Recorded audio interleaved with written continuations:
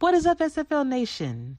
Tonight, I've got some fantastic news to share with all of our listeners and viewers out there.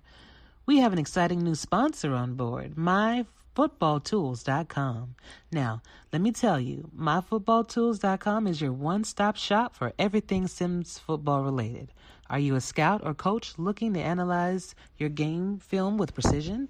Look no further than the Scouting Worksheet, an essential tool for breaking down plays and gaining a competitive edge. But wait, there's more. Calling all broadcasters out there, MyFootballTools.com has something special for you, the Vocabulary Toolbox. This 11-page PDF is jam-packed with terms and phrases that will take your broadcast to a whole new level. And if you're a broadcaster who needs to stay organized and have quick access to team information during live games, the roster sheet is your new best friend. And now for the big announcement. A partnership with the one and only Jermaine Destro Smith, y'all. You know, all those stunning uniforms and stadiums that you've been seeing on game day? Well, it's Destro who had a hand in designing many of them.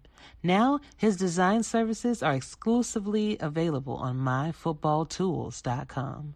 Whether you are a team owner or player, let Destro help to make your uniform and stadium design dreams come to life in 4K 23 mod with all new Ultimate Custom Design Package that includes 3 sets of uniforms and a complete stadium redesign. Head on over to MyFootballTools.com now and take advantage of this opportunity and take your game to the next level.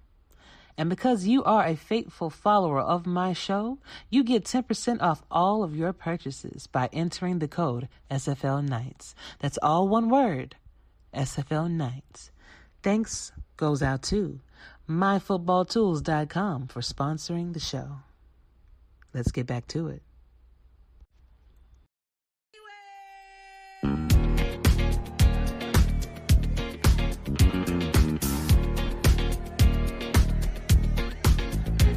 It's that o'clock, yeah, it's thick 30.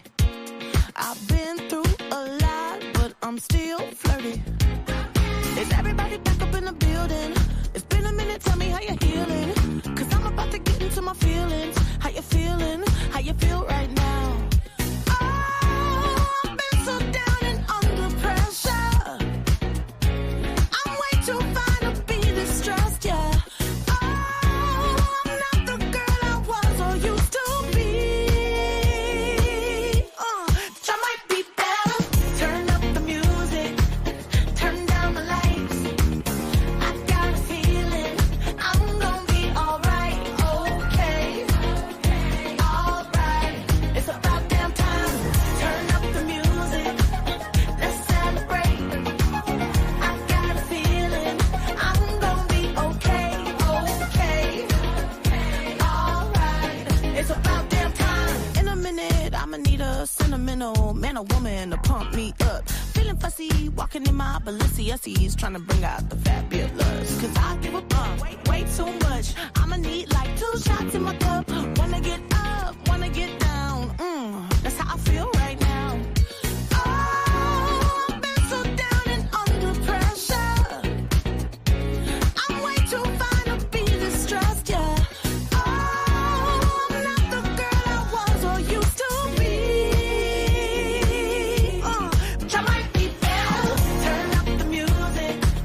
Turn down the lights. I got a feeling I'm gonna be alright, okay. Alright.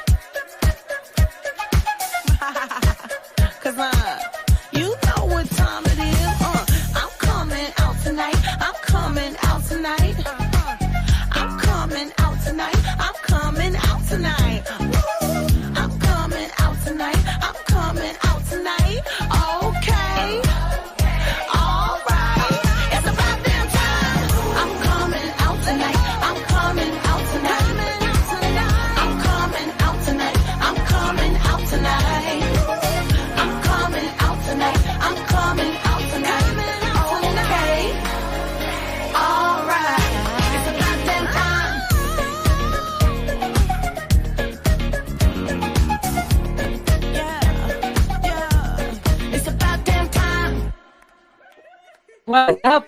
What is up? Because like I said, welcome back to Chill Nights with AJ Striker. Thank you so much for joining me today or tonight or whenever you decided to hit that play button or turn on that radio dial. Really appreciate it, y'all. And tonight, dedicating this show to mental health. Now, typically, I save these shows um, for off season, right? We don't have a lot of things to talk about during that time. Just fill, space. But and lately, I felt it was necessary to probably just kind of stop what I was doing and do a wellness check, a mental health wellness check on the members of the community. I typically would do this via DM, going to everyone and just saying, "Hey, just reaching out, want to know how you've been doing. Just care about you in general." And I decided to, if anybody wanted to come on the show, just come on and maybe share some stories, and we can all, work on trying to take mental health more seriously and even learn through others, hearing their stories and even how they are dealing with certain issues. You know, for one, I was married at one time. Um, Going through a divorce is not easy. It's a hardship and it does take a toll on your mental. But when you surround yourself with good people, good friends, and you focus on what's really important, that keeps you grounded, you know. So, and I had to learn that. I'm still learning that, still a work in progress. So, before I bring on my guests for the evening, I would like to acknowledge who's in chat right now. So, in chat, we have Mr. Ernest McCrae that decided to give us a shout out before we even started. First one on the scene. So, thank you so much for being here, Ernest. Really appreciate it. All right. So, our first person I'm going to bring up, of course, is my wonderful co-host. Hey, Diggy, how you doing? Doing okay. How are you? Hey, it's about damn time, right? Yeah, yeah. I like the new glasses. Thank you, man. I can see you now. Shit, I can see that you actually have bluish green eyes now. Like, whew, okay, it's nice. Depends. Depends. They're hazel, blue, green, or gray. Oh, oh, They okay. So you're change. a chameleon, huh? Mm-hmm. They change. Mm, yeah. Well, I know you wish that I would change the fact that we would count this season, but we're not going to even go there right now. Um, No. Next up, I have Mr. Justin Reside over from Las Vegas Fury. How are you doing, man? It's been a while since I seen you. I'm doing all right.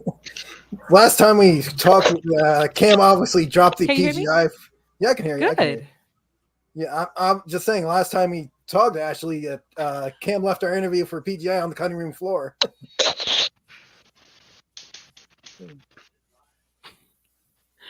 That part. Okay. So I guess we did run out of time, but at the end of the season, I'm actually going to publish all of the PGIs. So for people that did not get a chance to see Justin Reside's interview, you can see it then, and I'll make sure I send out like a notification so everybody can see it. So I apologize, Justin, Yeah, it's all right. It's but it's called that's what left he. Cam left it on the. It's on Cam. It's not on you. I put it on Cam. There we go. There we go. I'll take that. Lastly, I have Mr. John Easy Money Fullerton. John, you and that Easy Money, remind everybody why they call you Easy Money. Hey, as soon as the ball's thrown to me, I catch it. It's easy money. Run down that field. It's easy money. Simple as that. Throw it to me, I'll catch it. It'll be easy money. Okay. Don't make me look up Wait, your hold on, hold stats. on, hold on. I This girl realized wants. someone here. Ashley, Nathaniel, me are all in the West, and Uh, John Fullerton's the only Pacific representative here. Come on now. champ, son. Hey, you signed up, You signed up for this. But hey, gentlemen, thank y'all so much for joining me this evening. I think it's important that sometimes we just take a minute to, self reflect and just check on ourselves and check on each other. We can get so busy in life. Like I work 10 hours a day, we come home with the children. So that's pretty much my life right now, just working and coming home. Uh, But you do need to make sure that you're checking on others, that you care about. And so I'm glad y'all took the time out to, come out and share some of your stories, things like that. So, um, I want to start off by just asking you guys. It doesn't like if you want to start first, Justin, you can. Um, I want to know from you what is something that affected your mental health or that affected you mentally that was, that was something that you were kind of able to overcome Well, a challenge that you may have had. it was once summer games last year for Special Olympic summer games because I'm a Special Olympic Games athlete. If none of the SFL nation remembers, we were in the same division as one team that lost their coach, like I think it was like 5 years ago, by the name of BJ Yeomans. Her daughter plays on the team, and that whole Sunday before the game, I was like mentally like hard. It's like my mental focus was not on the game. It was like I was just thinking about her, Kim's mother, because she was like, how in the SFL we have Destro. She was like in Special Olympics, she's the Destro you could talk to. Obviously, she's like, Mm. she's like Destro. She can, you see her, you say hi. She can, talk to her. She's, she said she always wearing the Princess jersey, and it was hard on me to mentally focus on the game. And then, it was like the whole thing. I was like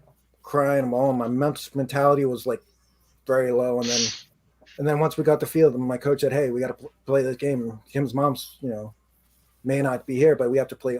Everybody has to play their game." It's like not one. It's like it's like we're a team. We're not. Sometimes individuality on a team can one person who's mental health is not there can affect the team. And I got my mental strength back, and I was able to play. So Good. Do you remember how, like, what you did? Did you just decided to kind of like breathe and just focus on the task at hand at that moment, or like, how were you able to do that? I listen to a couple like High School Musical songs because High School Musical really I mean, it's like High School Musical. Any of the High School Musical films, it's like makes me bring my mouth.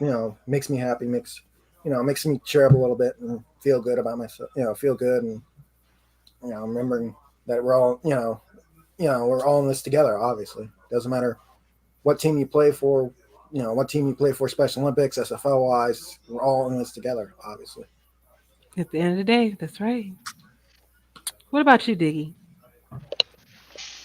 Um, there's a couple things. Some stuff I'm still working through, and then I'll say the latest one was the divorce myself. You know, I put everything into something that the other person she didn't, I guess live up to her end, right? So when you come up with that one, we got kids together, so you just got to keep everything together for the kids and in the long run. I mean, and you just gotta look at it from different points of view, and I appreciate you and Eddie, being there. The SFL family was here for it, and I got my work done, but it's still, it affects you, and the SFL was a good distraction from that. um Yeah. but the main thing was the kids and getting some of that outside perspective of, hey, you did everything right. And that's what hit me the hardest, was I did everything right. I was a good husband, I was a good father, I did everything the way I was supposed to do it. And it wasn't on me, and it was just to the point where it was like, man, I wish I would have messed up. It'd have been easier for all that to go through if I For did you to mess up. accept it. Yeah. Yeah, to move on from it. But when you didn't, it just let your mind wander. You're never going to get all the answers. You're never going to get all the Yep. reasons why or whatnot. You just gotta push on and move on, accept it for what it is. Thanks for, you were in the spot for a reason. She or he, whatever your situation is out there, were in your life for a reason. They just weren't the right one. You learn from it, and you go forward. So that was that one. Yeah. I totally agree with that, man. Especially when you have children. So, all right. John, what about you? I would say for me, it usually just comes from obviously, I guess my career. I don't know if you could say career or basically where I work at. I don't know if maybe people know this. I do work in a prison. I'm a little bit of above a regular correctional officer. Um, you probably know like the big prisons, obviously being in Arizona and things like that here. So, just day to day operations. And then, since I want to say January, I was kind of thrown in a different area of the prison that I knew really nothing about with no help at all. Taking on a brand new task and not having really anything to, I guess, no one there to really show you anything. You just have to pick up everything, from scratch and just roll with it. I guess that's why I'm in the position I am too. Um, so for me, obviously it would be that, working in prison, it's a very harsh environment. Yeah, yeah. It's yeah, it's funny because I can just sit here and laugh about it, but it's day to day. It's something brand new can happen and things like that, and it's just keeping that positivity, at least somewhat positivity going every day. Um, and just I guess just at the end of the day, just keep it pushing. Honestly, just an environment like that. It's a very bad environment. I'll definitely say that even for on my side or people that may have been locked up before too. But you're just fighting through it. Honestly, finding whatever you can to basically push yourself to you know Focus just on. keep on pushing. Yeah, and Yeah. focus on it. So I would definitely say, for me, recently I would say definitely my career. It pays good. I'll say Yeah. that. It pays good. It really does. But then obviously, it does have a little hit on your mental health and just finding those different outlets. And so I think with me asking for you guys to share your stories, mental health can just be something different, right? For Mhm. everybody. It could affect you differently for whatever is happening to you at that moment. And Yeah, so I guess we all just have to try to figure out what method works with us to help boost that, you know, yeah. boost your mental and also boost your self confidence, whatever you feel that you're lacking. So I actually put in the chat, I'm not in the chat, in the description, a couple of websites for people to go to if you have any questions or want to know more about mental health, just getting more information. And some of this information I'm actually going to share with you. I just want to cite my source. I wanted to just people I think I just came up with it at the top, you know what I'm saying? Yeah, yeah, Yeah. Yeah, like one of those. I I got this know. from this side. We're not. yeah. So it says okay, you know it.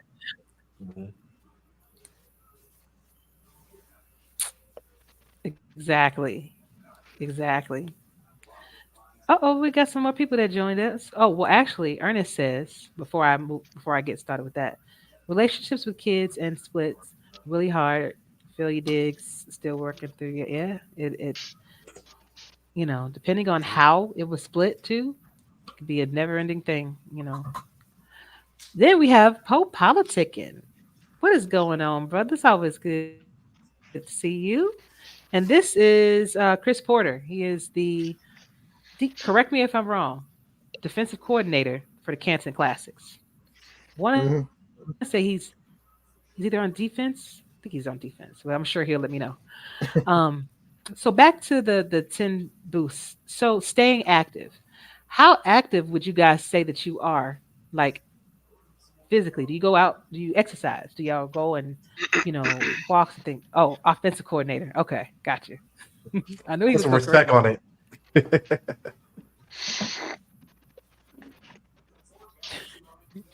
I know, right? But do you guys find yourselves wanting, like, going out to exercise to kind of alleviate the stress and the strain that you get through your life sometimes? Yeah. Um, I think for me, uh, honestly, going to a gym and just staying active, it really helps a lot. It's just one of those things where I think my method is always to go in the mornings before work or before whatever, just to kind of I guess get ready for the day. And obviously in my environment, I mean, you kind of have to be in some Yeah. physical form just to be ready for whatever that's going to happen. Um, Yeah. and sometimes too, it might not be working out, but I like to play basketball. And there's a small group of guys that I play basketball with, sometimes weekly, sometimes every couple of weeks or whatever. But either way, that helps a lot. You know, obviously the endorphins or whatever that flows through your body or whatever. When you're working out, it releases and just makes you feel better. And it could be honestly just simple walk too. I mean, here in Arizona, with the sun, get out and get some of that good sun too. So, Right here. Right here. But, really. But and that's good. Now, Dick, I know you doing the push-ups. Man, you be out there trying to. Yeah, we do the You finding it is we do helping? the push-up thing. I don't know how much that's helping me. I mean, it's only like 10. Hey, 10 better than none. Yeah. I mean, it's Well, I'll do the home gym stuff. I don't like. hey, Dick, because at least you're not doing the push-ups for Ashley's interceptions this year. Yeah. he is. Yeah, I'm doing them. I just haven't been throwing that many. I know. Thank you. Yeah. Now you spoke. See, that's what he did. He tried to get you to speak, and you spoke. No, like he was saying, I don't go to the gym as much now. I got some home stuff that I do. I got some home equipment stuff. I lucked out, and people gave a lot of that stuff away after COVID. So I lucked out and got some of that. It was, if you can get it, it's free. So I went and grabbed it. I pulled the Eddie Gauge, free, grabbing it. They ain't free, it ain't me, right? Yeah. So I do that. I don't go to the gym as much because I used to go when it wasn't crowded, and it's got to the point now where it's pretty much crowded, and I don't do a lot of the crowd stuff. I'd go at like John, easy money, right? I would go after work, and it'd be midnight, 2 in, and or 5 in, and it would still be busy with kids. I'm like, why aren't y'all in bed? You got school or something? Yeah, there'd be kids in there, like teenagers, and I'm like, come on now. So I just quit going. I do my stuff at home now, or I'll play video games. I'll do that stuff. But like you said, you feel better about yourself after workout. So that's what I stick with. Okay. Justin, what about you? Yeah. It's like I sometimes, if I have a bad mental health day, I go, I stream on Twitch usually. If it's like an off day for me, I stream on Twitch, and it's obviously non-wrestling stuff because I don't want to stress myself out with wrestling commentary and all that during so it's like, if it's like Farming Sim or something like that, I can easily get it play it and stuff like that, and then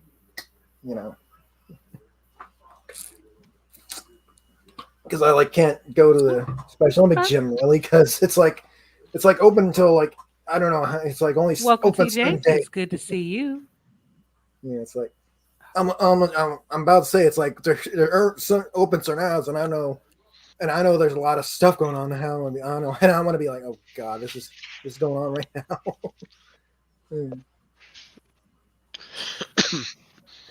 Gotcha, man. Gotcha. Apologies. Sometimes it's like a delay in when I speak and what you guys hear. So if it seems like I'm talking over you, I really don't mean to. Yeah, it's all right. It's all right. It's all right, Ashley. All right, then. TJ Harper, lots of my favorite people in one podcast. Sup, people? Great to see you, TJ. Cannot wait to have you on too, man. You are long overdue. I done told you. Yeah, I don't have to have an invite. I'll get him on here. Just tell me, hey, I want to come on and visit. I'll get him on here. Good thing. Good thing she spoke over you, Justin. Because if she speaks over me, I'm leaving the show. Yeah, Mr. Nemesis next to me. Yeah. Let me. bad. I forgot your name. Yeah, Might be too much. there we Never go. mind. Never mind. There we go. Anyway. So next up, we have I think one of the most difficult things to do, but it's the easiest too. Talk to someone. Hmm. How often do you take the time out to talk to someone and tell them how you're feeling? How often do you feel, even by being men, so men have this stigma where you can't show you're not supposed to show emotions, you're not supposed to cry, you're supposed to be hard, you're supposed to be tough all the damn time. And I feel like at some point there has to be some emotion that builds up and then it comes out in a fight or it comes out when you don't want it to. So before it gets to that point, do you guys find yourself talking to someone to try to alleviate the stress that you're going through? And I'll start with you first, Justin.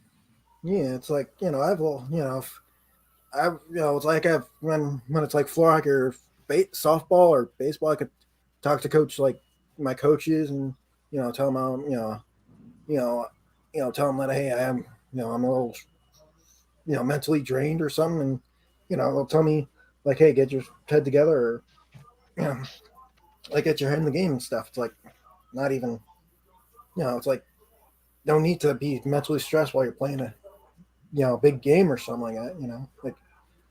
Like the like the big like the gold medal or whatever medal you're participating for. It's big. It's big. It's always big every Mhm. single time.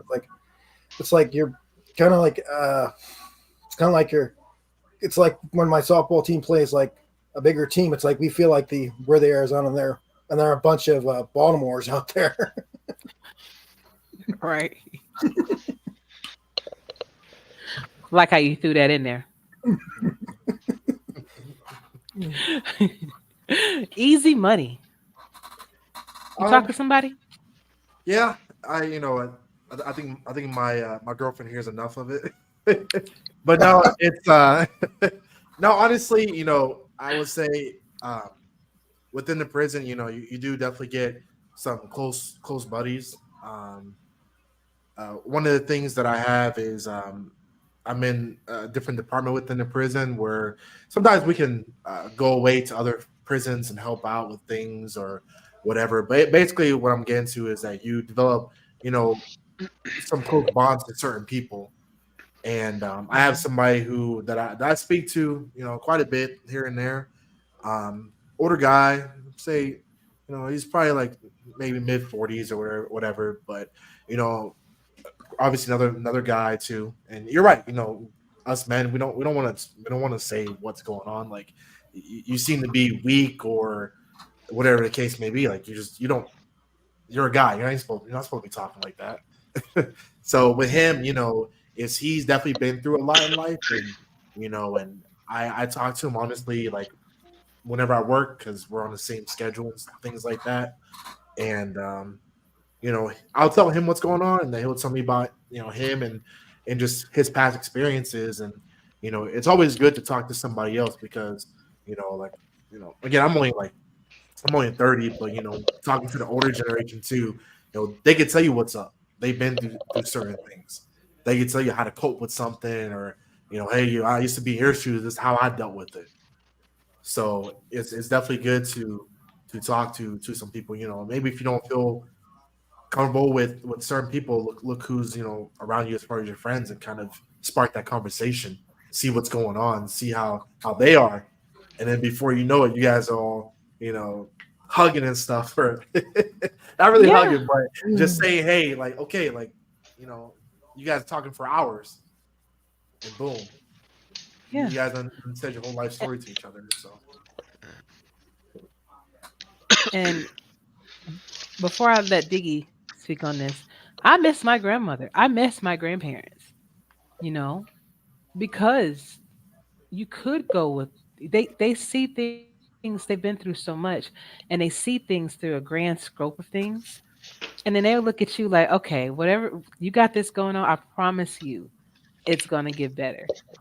And it was Yeah. just something about having talking to the older generation that brought you that comfort, and you had that wisdom there that you could just guide, use as your guide if you were smart enough to. Some people just wanted to go ahead and do what they wanted to do, and then they find themselves in certain situations and stuff like that. So, but I do miss my grandparents. I miss that.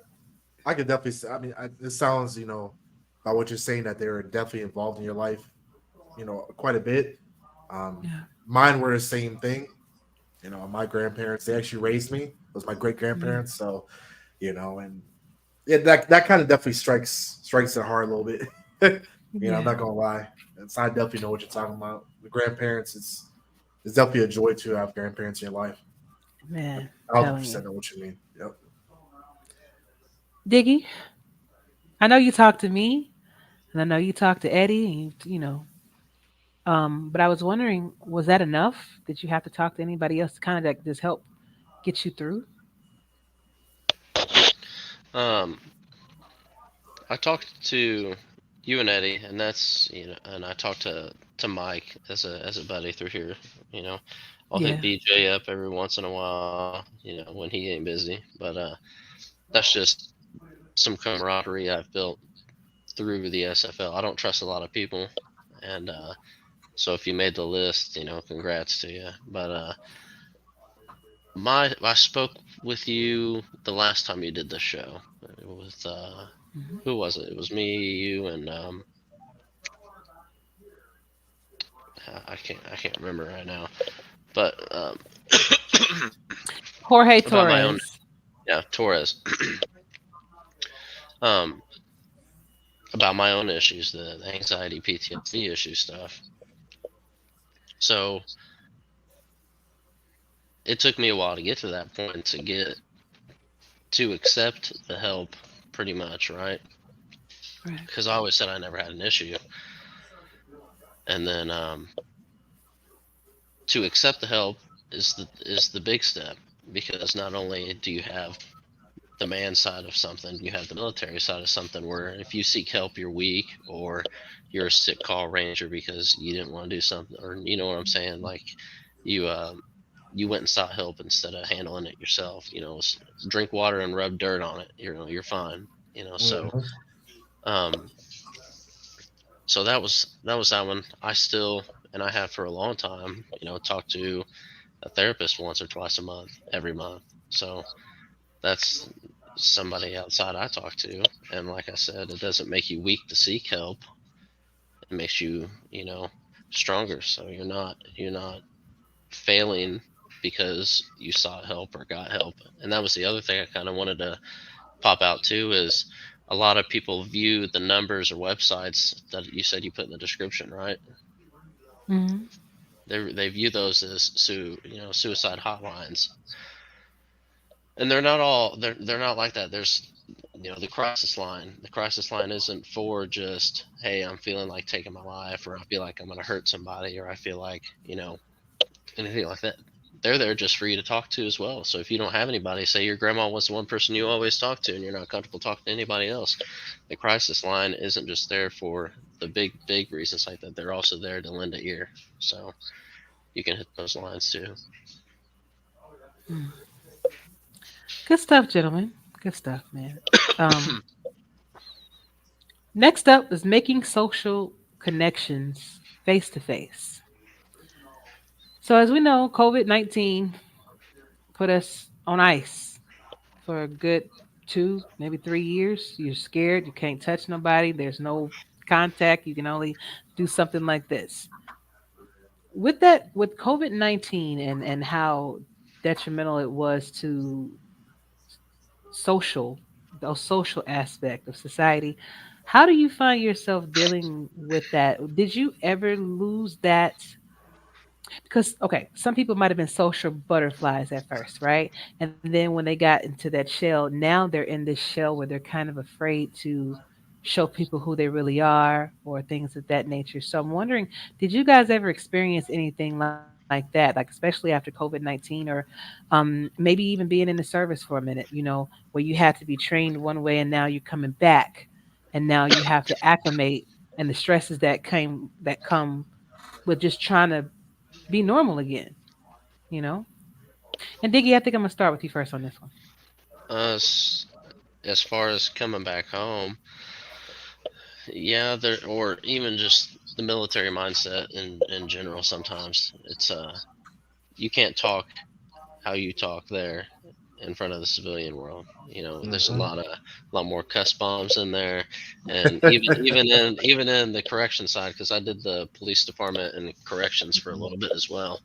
So I mean, they've got their own verbiage. They can't talk and joke around like they do, and a lot of it is you can't joke either because it's a lot of you see some bad stuff, you know. So you see some nasty stuff.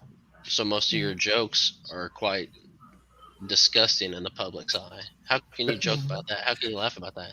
Well, Mhm. it's better to laugh about it than anything else. So it's just easier. And you do some borderline stuff while you're in there. You know what I'm saying? Joking around with each other that is not Mm-hmm. socially acceptable anywhere in society. So um, there's that part. And if you ask opinions, you just need to be prepared for the view of the military mindset or somebody with that mindset's opinion. Um, I'll give you an example. There was a video that came out early 2000s where some special forces guys used the restroom on some people that they had eliminated, right? Mm-hmm.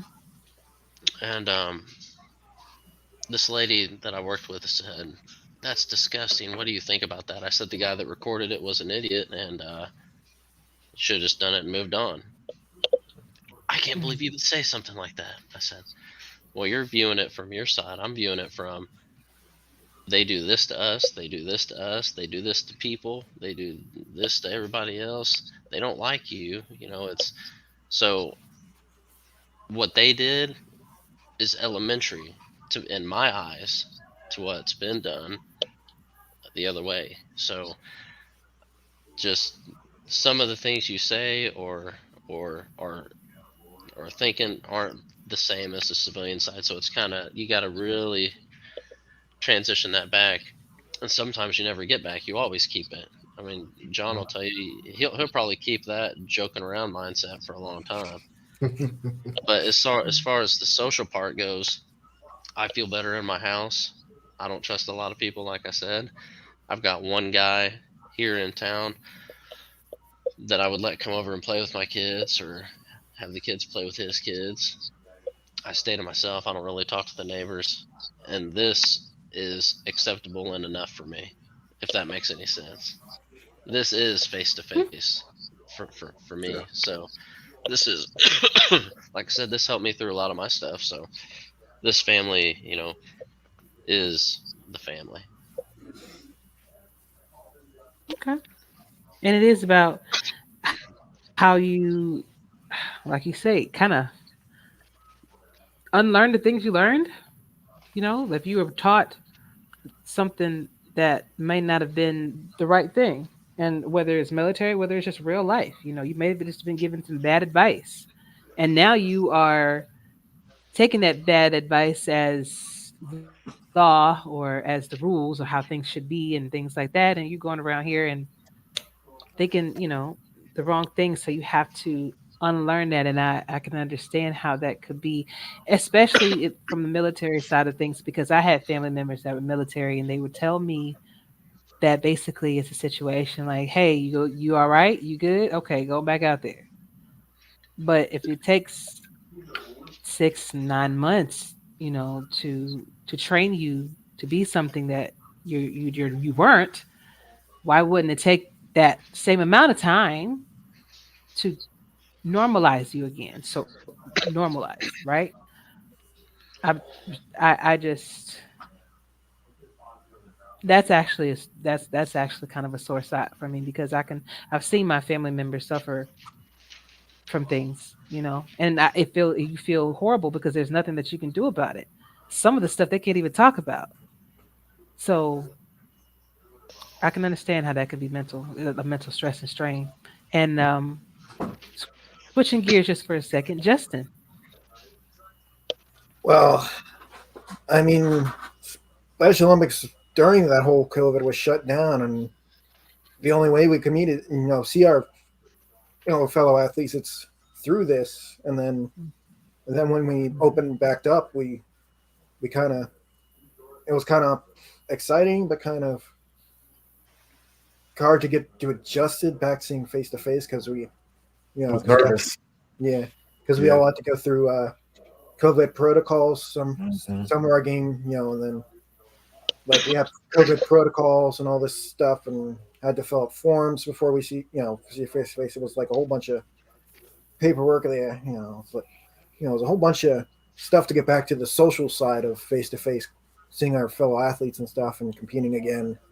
Because it was like because it was like 20. I think it was when we got back to a normal kind of a normal thing was 2021, was it? I think it was 2021 because most everything was shut down during that whole the 2 months of 2 years of COVID, and then 2021 we got back to softball, and it was all of instead of a normal kind of a huge summer games we have every summer, it was it was a game. I even have the T-shirt. I have a thing. I gotta if I can hang on. Let me go get it for a second. Yeah. Do you think?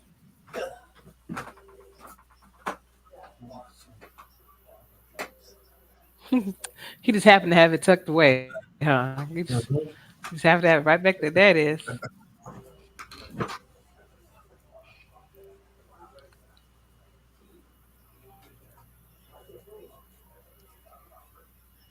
Yeah, this is the shirt that we came when we came back from, when we got back together COVID, and has a little saying on the back. It's like it says the comeback is stronger than the setback, and obviously COVID Hey, was our setback. Mhm. major. Yeah. Okay. Love it. What about you, John? During COVID, it was kind of like I guess the opposite reactions and things like that. Because a lot of the um I would say the prisons. So I worked for a private prison. You probably know it. Actually, it's around Eloy, Florence, pretty big company, but Yeah, yeah. I do. So one thing that about I them do. is they have prisons all throughout the country. So during COVID, a lot of the other prisons were like understaffed like crazy. So myself and a group of guys, we went to it was like Tennessee, went to Tennessee, went to Kansas, Ohio. So in some ways, it was kind of like and the guy that I was just talking about too, like he went with me a few times, so it was more bonding too because with everything that was shut down, I couldn't even go to Waffle House down the street because it was closed. So it was one of those things where everything else there was nothing around us, so we only had us. Oh, I. Mm. So um, during that time, it was I worked a lot, and just they paid for obviously us to fly out there, and we were out there for a couple weeks at a time, and things like that. And I worked a lot of overtime, a lot of hours. Come back, they would put us on quarantine where they wouldn't let us go back to work because we came from a facility that was Mm. uh, like I want to say a high percentage of the prisoners had COVID, so they didn't want us to spread it. Then they would send us back out there. So Mm. it was a lot of work. Bonuses were given out because again, they couldn't get staff. A lot of staff that they currently had, they were positive for COVID, or people that they didn't want to. People weren't really looking for jobs because I think that's when they also had the unemployment checks going on or something like that. But either way, our numbers were Mm. down like crazy. So, with me, I was working a lot, a lot. Obviously, kind of like what Diggs was talking about. I like to play video games too, so I luckily have my little gaming laptop, and that kind of build up some of the time, and then hang out with other guys, maybe have a little cookout or whatever, and then working. So definitely during COVID, it was you know I had uh, definitely a different interaction with it. Big difference. Oh yeah, oh yeah. I think everybody was affected in some form or fashion. I'm a hugger. So like if I that's the first thing I would do when I see people. And so all of a sudden now I can't do that. It's just like, oh I don't know how You to give an air hug. Give an Yeah, air hug. Yeah, we I used just yeah. yeah But we we I did just a good But stay game. back. Stay back though. Just air hug. Yeah, in Special Olympics we did elbows. ex- Yeah. I just yeah. I just I mentally pictured you chasing everybody trying to get a hug during COVID. What's wrong? Yeah. Yeah, Everybody with the Nah, mask bro. on. yeah, running from her. Let's Put see. no hand sanitizer all over you, honey. Crazy. Oh my god. But yeah, that quickly stopped. But once it was over with, and once I was, kind of able to get back into, you know, that interaction with people, that's me. That's always been me. I've always been one of those people that, it'll take a lot to get on my bad side. It really does, you know. So I just express, my love or my friendships, oftentimes, physically, giving hugs or whatever. And when you don't do that, it just feels like something's off. It feels like something's wrong, you know, because it's something that you're so used to doing. It's just like breathing air. So, but once I was able to get back around family members and actually just even be able to give them my aunties and uncles hugs, it felt good and it felt like it was something that was really needed. Next up, appeal to your senses. Now, Justin kind of alluded to this a little bit earlier when he was saying that he listens to High School Musical to kind of get him through, um, how he was feeling. I'm a music lover too. Like I have a flute. I promise y'all, one day I'm gonna get on here and I'm gonna play Oh guitar. man. I love all type of music except the heavy metal, bro. I can't. Oh My head, god. my Yeah. head. It Yep. it just Yeah, don't. yeah. I It's like can't. some But song. Like hold on. Like some songs when I'm in one stream, somebody's like, oh, when they have it as a theme for their wrestler, it's like, oh my god, dude. It's like some of them go, why do they you're have like, this rock song as a theme right now? It'll drive them hey, nuts. some people, some people feel like they rock stars. Even in a fake wrestling league. You gotta build that, that character up. TJ Harper says, "Love the slogan for the Special Olympics." Thanks for sharing that, Yeah, Justin. that was yeah, that was And 2000. Yeah, that was 2021 when Special Olympics got back together, man. That's what the actually, I am TJ. I am a flautist. That's what proper is that it? term. Yeah, proper terms. Yeah, can we? Yeah, are we doing phrasing right now? I mean, we might. Maybe I could do that on another show. But so, what do you guys do to appeal to your senses? So, like for me, it's listening to music, or maybe just I love sitting outside, even though it does some. Yeah. Disclaimer: it's usually a lot cooler. It's not Uh huh. 115, 120 degrees, It's but I 100. like getting That's that all fresh it air. Just is. I mean, it's 56 here on the East Coast now. Yeah. see, but Diggy, how do you appeal to your senses to kind of get you in that place of being like mellow and just like, okay, I'm So, gonna be all right. music's probably one of the best ones, but I got to be careful because music. I'm one of the people. Music means something to me, like Yeah. deeper. I'm listening to the lyrics of the song and the message of the Mhm. song. I'm not just listening to the beat. Yeah. Yes. So I'm one of those where it actually means something. So I got to kind of watch what I listen to. I'll listen to some to chill. Listen to I like Frank Sinatra. I like Citizen Cope. Citizen Cope's "Sideways" with Carlos Santana is killer. Okay. You gotta So send me that one so I can hear it. yeah, it's a good one. That's just one if you just want to, Mhm. So I'll listen to that stuff. I'll listen to a little bit of everything, or I'll read. But it's kind of hard to get that chill, quiet until the kids go to bed. I Yeah. trust me. I know. It's a lot of go out for 5 minutes if you can get 2 minutes of the 5 minutes to take a smoke break, and then Yeah. you still get it. No, they're gonna follow you outside. I already know. I Yeah. seen you. Okay, so music, it seems like that's the winning thing. Justin, of course, the music helps you Yep, to yep, kind of mellow definitely, out. yeah, yeah. It's Okay. and yeah, it's like a lot of that, and when you're especially when I live in a state where you always hear like my local, I think it was like my local radio station always plays Bon Jovi with Springsteen. That is very chill music here. Because it's the state I'm from. And, I'm on the East Coast, and even though I play for a team that's on the West Coast, obviously. Mm-hmm. Mm-hmm. You could always jump ship. Oh, don't do that to me. Uh-oh. There you go.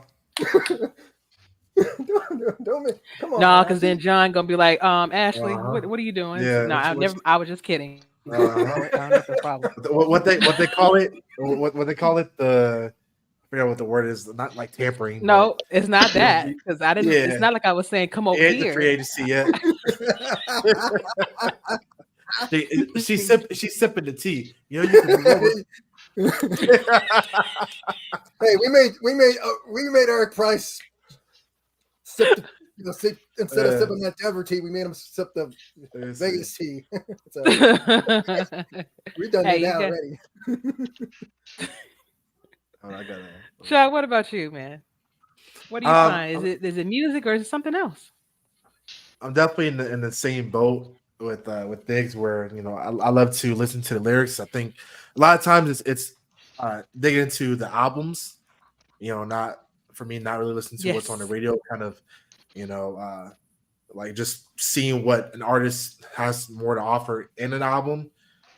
So like Hmm. for me, you already know where a generator where I live at. Each of my day is about a good 30-35 minutes to work driving. So, Yeah. it's turning the stereo all the way up, having my car play going on Spotify. I love a little bit of rap, hip hop, R&B. It could be one of those days where I had a busy ass day, and I just want to jam out to some Keisha Cole. You know what I Yeah. mean? Yeah. Or I might want to listen to some J Cole, or things like that too. It's just it's obviously going and coming from work, and just definitely just listening to music and just zoning out. You know, um, obviously, I would say my other thing, kind of what Dick said earlier, is playing video games. I was able to kind of um, upgrade a computer that I had been working on, and obviously now I'm playing different video games and things like that too, and that's a good kind of break away from reality too. And Hmm. it just keeping your mind busy, like I say, just kind of Indeed. getting your mind off of things and just kind of doing it that way. Indeed. I think the lyrics to a song is very important too. Like I'm a Stevie Wonder fan, and I will say to this day, Stevie Wonder's best songs you have probably haven't heard unless you listen to his whole albums.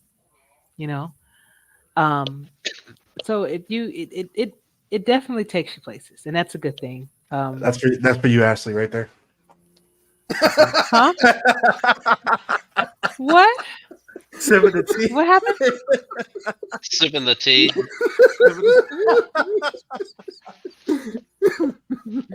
See already. You got.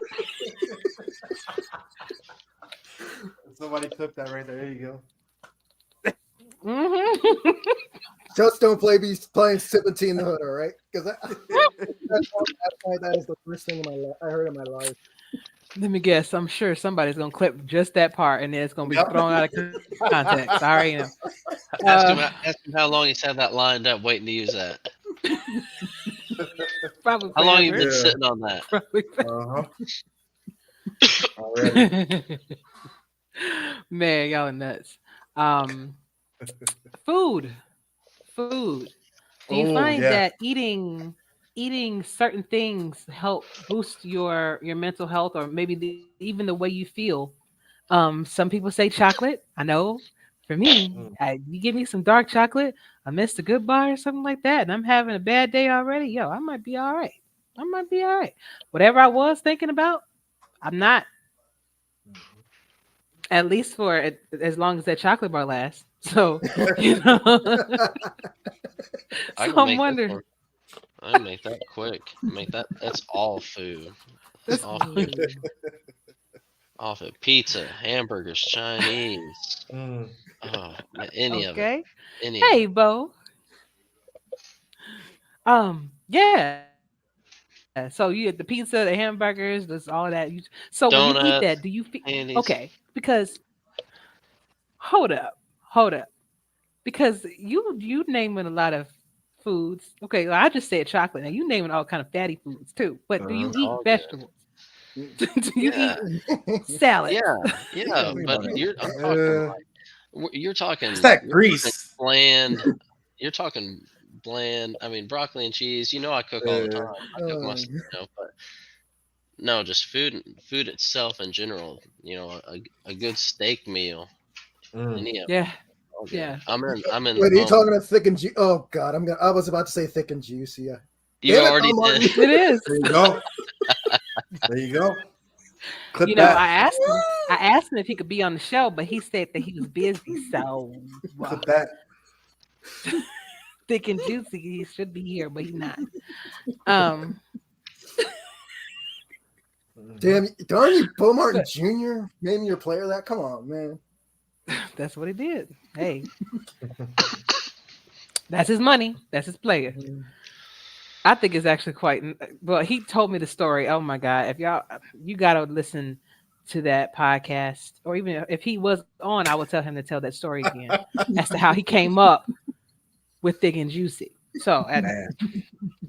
oh, that's Uh, yeah. But John, so well, no, Diggy, were you still going as far as like I, what you? we could go for hours naming food. Just You just take We can you go don't have for grease. Justin. just grease. Yeah, The just bag has grease. to be greasy. Lord, yeah. Good God.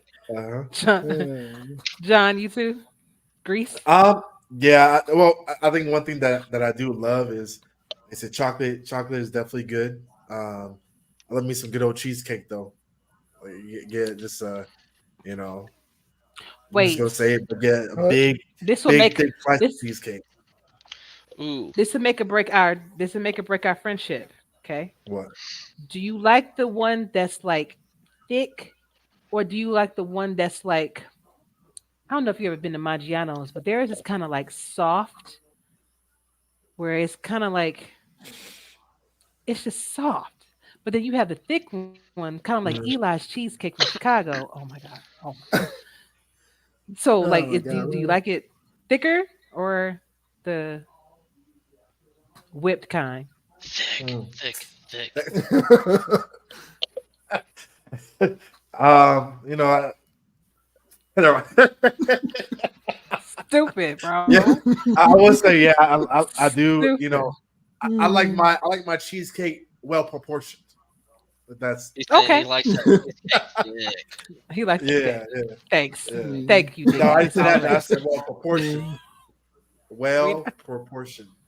No, We talking no, but half the pie? oh yeah, just cut it down in the middle. Just Yeah, right there. yeah.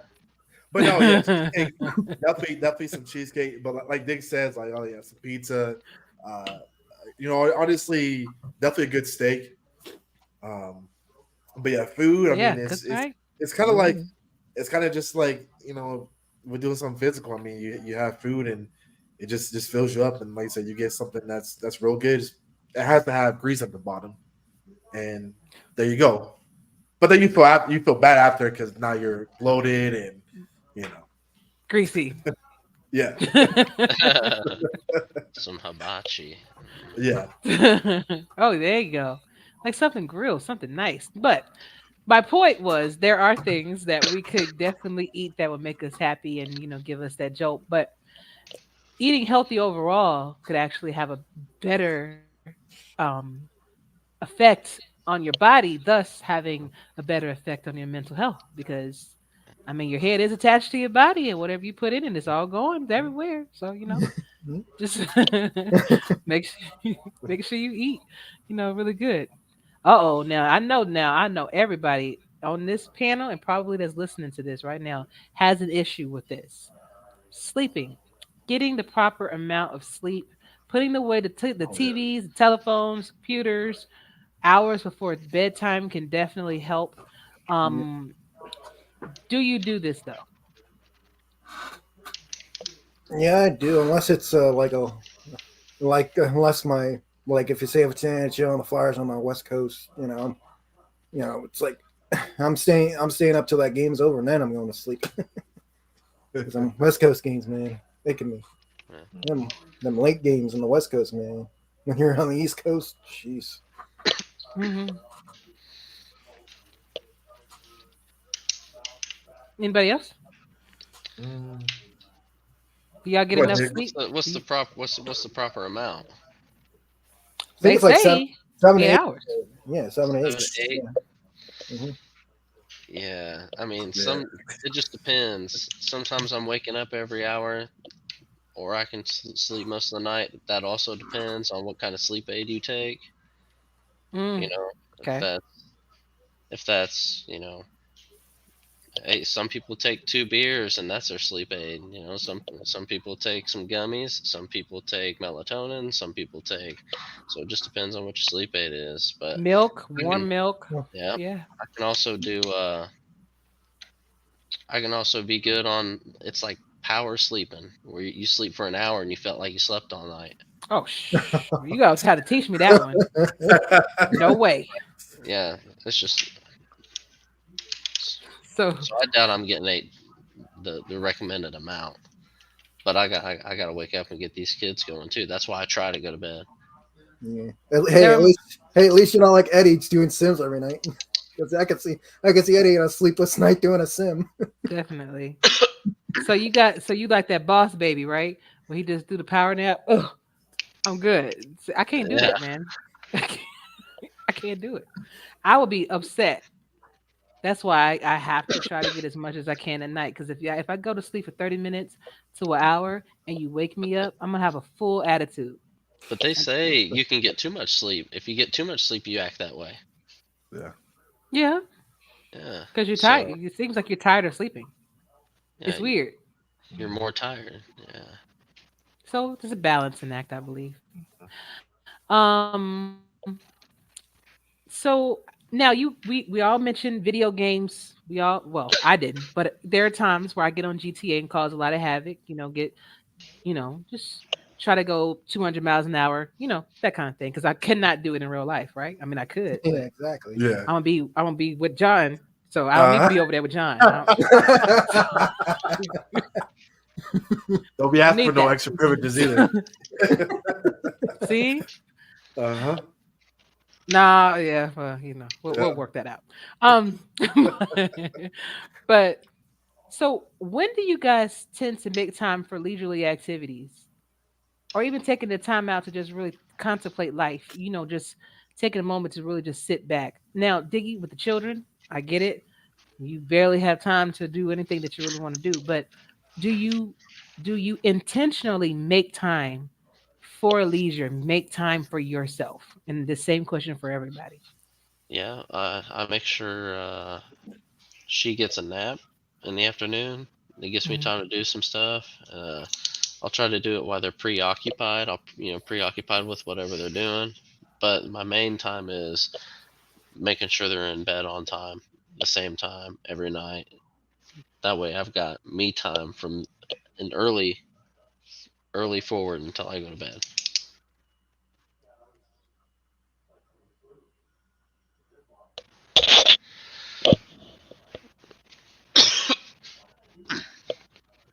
Oh, you're muted now. There you go. No, Mr. Bo Martin Jr. says, "Oh, Here we AJ, go. I sent you a message asking you to come on. There you go. There it is. It's in the chat. Come on. Mhm. Bring yourself on up here. I was gonna say something else, but I'm not on that show. So bring yourself on up here." Oh, and TJ says, by the way, John, he makes mean cheesecakes. Mhm. Ship it. I know Or an, ship it there as well. I know somebody that really does though. Skippy. When Oh we yeah. went Oh yeah. to when we went to the convention this year. Well, I guess I don't know if Bo is coming, but I did put it in the chat if he decides to. She made this cheesecake, and I always asked her, please, just I would love to taste it. I would love to taste it. She brought some, and when I tell you, Oh, that has to be one of the best cheesecakes I've ever had in my life. And she literally just started making them. Mhm. Beautiful, yeah. I don't even know how we got back on that, but um, I blame you, John. You had something to do. I know, right? I thought we were gonna blame Chris Curtis on that one. If he was here, if he was here. So when do you guys make time to make time for yourself? So Diggy, I know you were answering that. Did you finish that? Yeah, I finished. Hmm. John, what about you? When do you make time to be Um, leisurely? yeah, I mean, it just really depends, I guess, what's going on, for the week. Where if it's making time, because I also have a couple daughters of my own too, and Mm, just kind of seeing them and uh, obviously working too. Kind of like I'm in the same boat as you, where my schedule's 12 hours a day. There's some days I could work on my day off. So then, it could be where I could be working 5 days where it's 12 hours. Maybe a few of those days are 16 hours. And what is sleep? So, hmm. maybe it's, before I go to bed, maybe checking on, the league and see if anybody's, talking to trash to TJ or whatever. But, but, yeah, no, it's just, I guess, I kind of don't overburden myself either where, obviously I want to, get the overtime and everything like that. It's good, but you know, maybe I want to keep that one day off for myself, to clean up around my area Hmm. or, just make sure that I'm good too. Cause, if you keep on working and working and working and working, like, you tend to let things go or you tend to forget, hey, I'm on my last pair of underwear. So I think I need to do some laundry. So, Hmm. I'm my last Oh boxer. man, I'm So, telling you you. know, I can't, go commando now or whatever, but you know, um, I got to at least make that one day. Give me that one day. Keep that mental note, but keep that mental note. Hey, this I'm gonna do this day, this day, this day, and then for that day will be my doing whatever, whether it's spend some time with you know my girl or clean things up or just whatever. But it's just keeping a mental schedule. Also maybe writing it down, maybe putting your phone. Hey, these days I'm working or whatever, and then this other day I'm just gonna relax. So some days it's good not to do nothing either. Yes, But yeah. yes, yes. Just Hmm. need more of those days where you just do absolutely nothing, though. But life happens and you got to keep moving. Um, Exactly. Justin, what about you?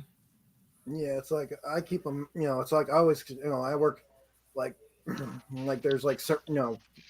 Like I work like Wednesday, Thursday, Friday from like 11:30 in the morning till 4:30 in the afternoon. And then and then when 4:30 hits, I'm like I could do some leisure. I could do some stuff I need to do here. I need to.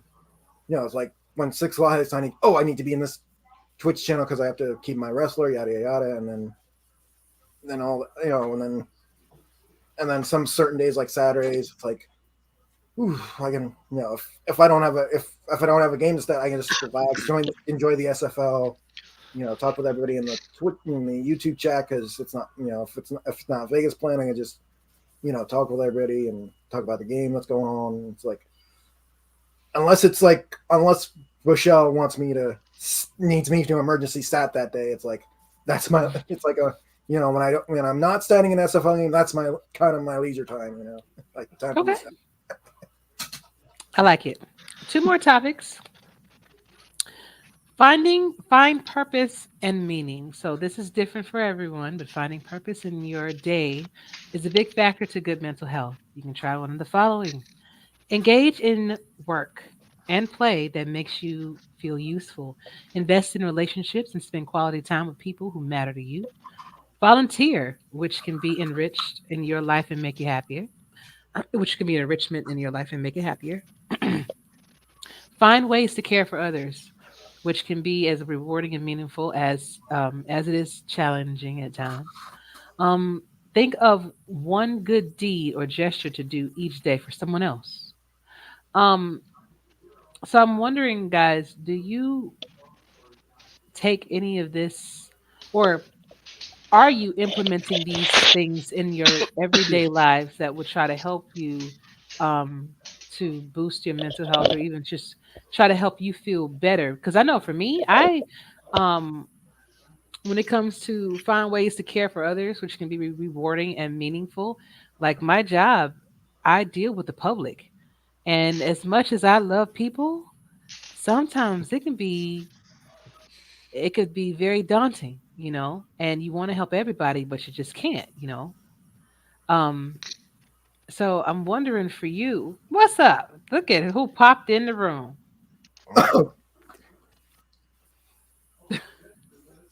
He trying to get it together. Can't you muted? What up? Not Oh, much, man. What's going on? Chilling. Eddie Gage, Chilling. everybody. Good, man. Good. Um, so actually, I was just in the process of asking a question, but since you only got a couple minutes, and I'm grateful that you were able to come on and just kind of share some things with us.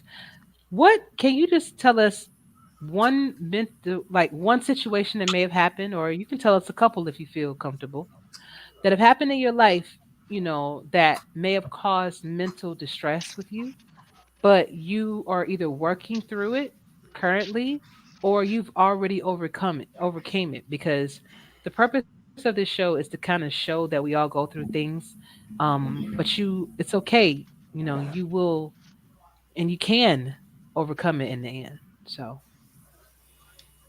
Mm, for me, it goes back years to when I was in the military. Um,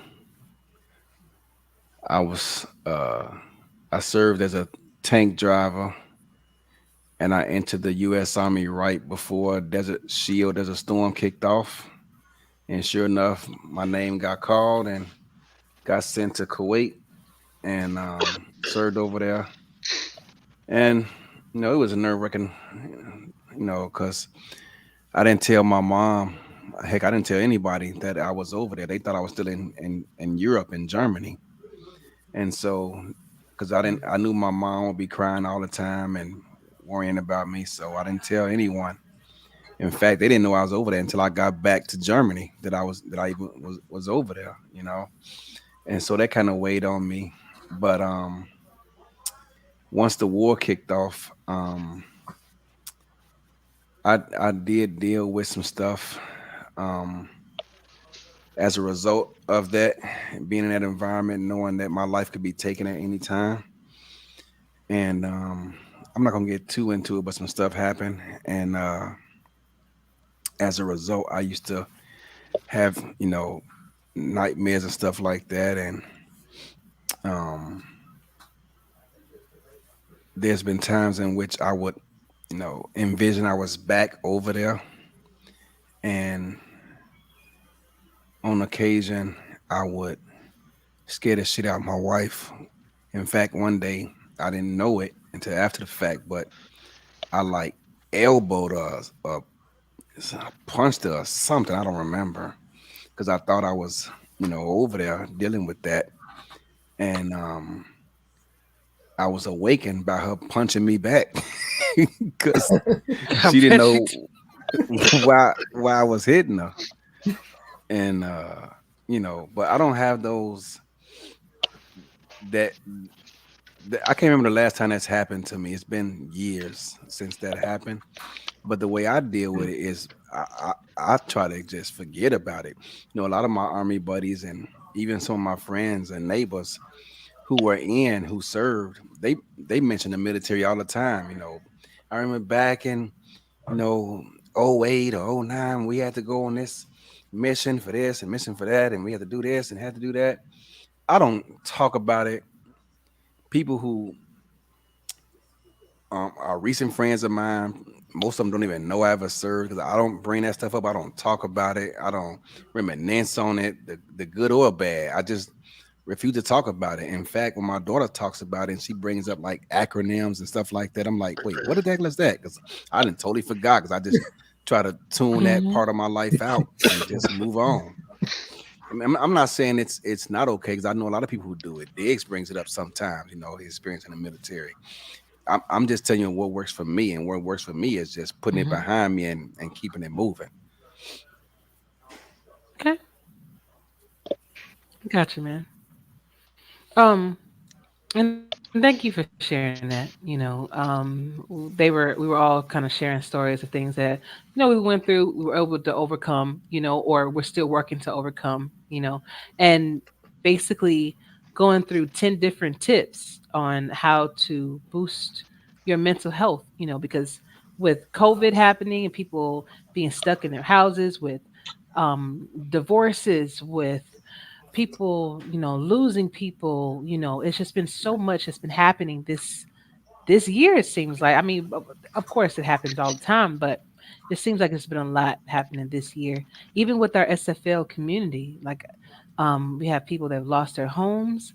We've had people that, of course, lost family members, and it just seems like right now was the time to be able to just check in on everybody, you know, and just wanted to know how y'all, how you been, Um, Another thing I kind of wanted to ask you, Eddie, while I had you here, Mm. were you able to talk to someone to, or have you talked to someone about things that have happened in your life that affected your mental? Have you ever felt like you could? Because I was explaining to these gentlemen that, for men, you guys have that stigma where you must be strong, you must not show emotion, like everything has to be all, gung ho, and I want to know, were you able to talk to somebody and actually get that help you needed to, I or did it haven't help? I haven't because of what you said. I don't I I never bothered reaching out because I mean back then it's probably even worse. That stigma, you just gotta man up and deal with it and all that. So I never, spoke to anybody about it. In fact, that story I just told you as the first time I've shared that uh, with someone other than my wife. I think probably ever. I don't think my family even knows that story. With the exception of my Yeah. wife. So but like I said, it doesn't bother me like it did back then. Back then, those nightmares were, I won't say frequent, but they were common for me. And I don't know what happened, but over the years, I just learned to put it behind me and just move on. I don't think about the military. Only time I really think about it is when, like, I remember when Dave had his show, and he was asking everyone who's in the military to show pictures of themselves when they were in and stuff like that. But for the most part, unless it's a military holiday or something, man, I put that stuff way back. Because I dealt with a lot of stuff. I think I told you about that time I almost drove our tank off the cliff because I couldn't see. It was Yeah. dark, and we almost died. And it was halfway hanging off, and I didn't know it because it was dark. And there was another time in which a bullhog was trying to get me. I couldn't see. I was in Germany. It was dark as fuck. Couldn't see nothing. And he was sniffing around for me and stuff like that. And then there was times, and one of my guys in my unit, he was having a heat stroke or something. I don't know what the hell was going on with him, but he started shooting this M16 off in the air. Told me, I want to go home, get up out of here. And they got him up out of there, because he was a risk to everybody else. And so, Heck yeah. um, I mean, one time a round came in, a projectile, and I think it landed like a mile and a half away from us, and the ground was shaking and whatnot. And I was just thinking about, man, my family, my mom don't even know I'm here and stuff like that. It's just, mm, yeah, I just keep it behind me. I don't even bring that stuff up. To be honest with you, Yeah. the one I good thing know. about the military I did like was when I was boxing. To me, that was like my outlet because I was too old to play football. But I shouldn't say too. I really wasn't. But I wasn't playing. uh, Um, what's that word I'm looking for? I wasn't playing collegiately anymore. Them days Mm. was over. But boxing gave me that outlet to do something else, to compete. And if it wasn't for that one boxing coach, when I was in the gym one day, he saw me playing basketball. He said, "Man, you got some nice feet. You ever thought about boxing?" I'm like, "Hell no!" My dad used to box, and I ain't trying to get hit upside the head for free. Fuck that. But This is live, by the way. sorry, my bad. My Hey, bad. got to turn it down a little bit, You got a little PG, Yeah, you know what I Eddie, mean? Chad's not here to steer you in the steer you. They'll be to steer you there. Sorry, Yeah. I lost. I'm thinking I'm on my own show. My bad. You gotta say stuff, But replace it with stuff. I wasn't trying to get hit upside the head for free.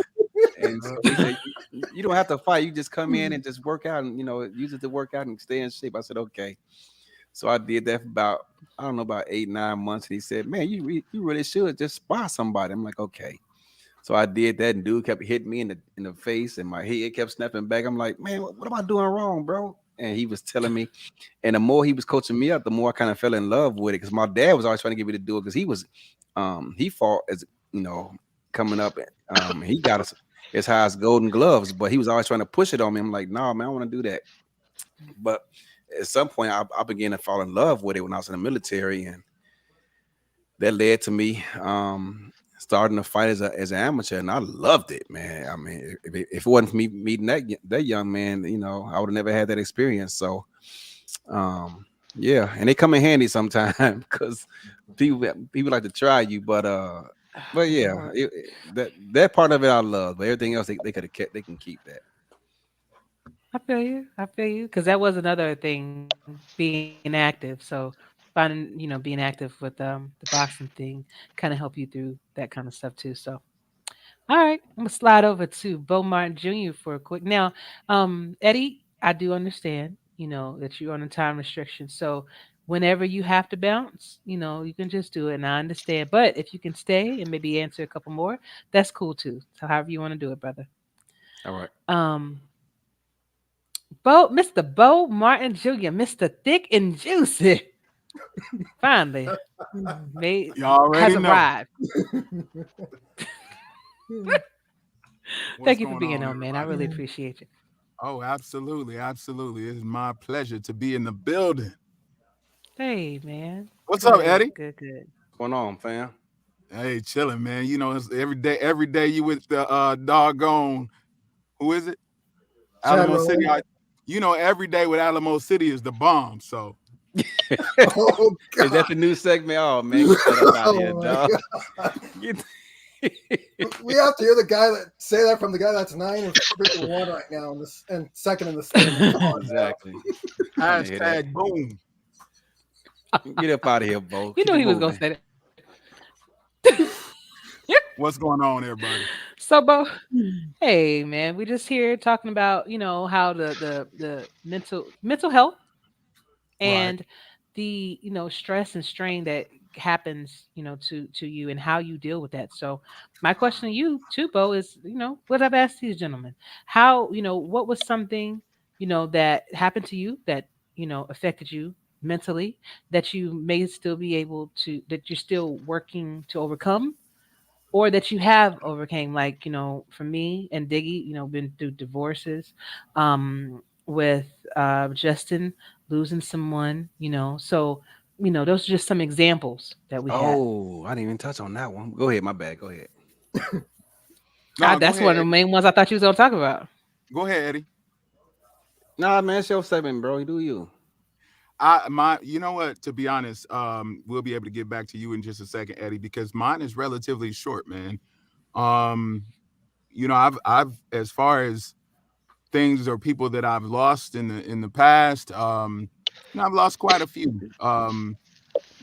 My sister, my only sibling passed away when I was about 15 years ago. Then a few years after that, my grandfather passed away, which must have been about 2015. And then 3 years later, my dad passed away in Mm. 2018. Um, so I've had a fair share. Now, granted, it's not as much as some, I'm sure, but I've had my fair share of tragedies. My sister, to be honest, may have been the most surprising because she was only 36 years old. And that was, like I said, that was my older sister. That was my only sibling.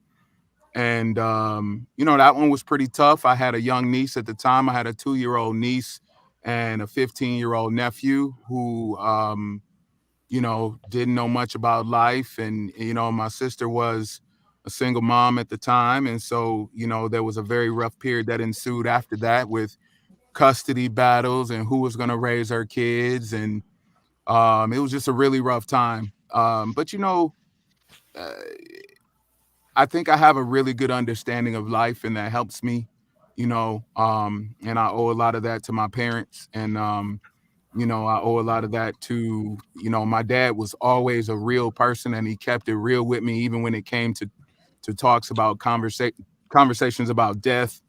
And, and the fact that if you live long enough, people around you are going to die.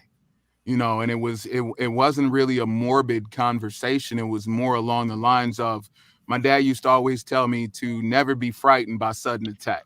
That was his favorite, one of his favorite sayings, because and basically, it echoed, very, very loudly in my ear when I got the phone call that he had passed away, because it was very unexpected.